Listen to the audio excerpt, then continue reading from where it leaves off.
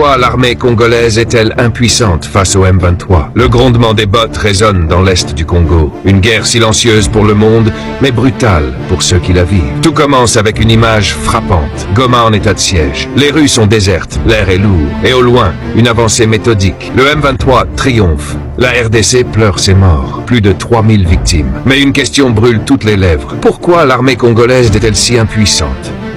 Un joueur invisible tire les ficelles. On l'appelle le stratège des 1000 collines. Mais son vrai nom, tout le monde le connaît, Paul Kagame. Ce n'est pas un simple président, c'est un architecte militaire. Son plan, faire du Rwanda la force dominante d'Afrique centrale. Et pour ça, il a une arme secrète. Les ombres du Nyungwe, l'unité d'élite du Rwanda officiellement connue sous le nom de CTO.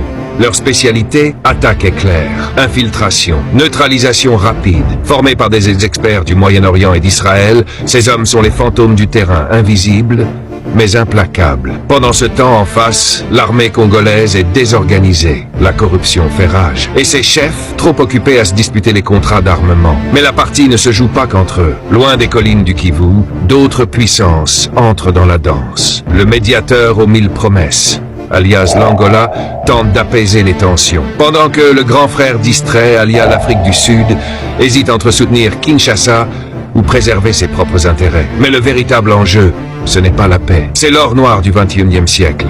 Tungstène, coltan, cobalt, tout ce qui fait tourner le monde numérique se trouve sous le sol congolais. Et ça, les marionnettistes de l'ombre ne veulent surtout pas le laisser filer. Retour dans le passé pour comprendre. 2009, on promet aux combattants du M23 une intégration pacifique dans l'armée congolaise. Quelques années plus tard, rejetés, trahis, ils repartent dans les montagnes, plus furieux que jamais. Et voilà comment un accord raté devient une poudrière prête à exploser. Mais au fond, cette guerre profite-t-elle vraiment aux Congolais? Les minerais continuent de disparaître. Les chefs de guerre s'enrichissent.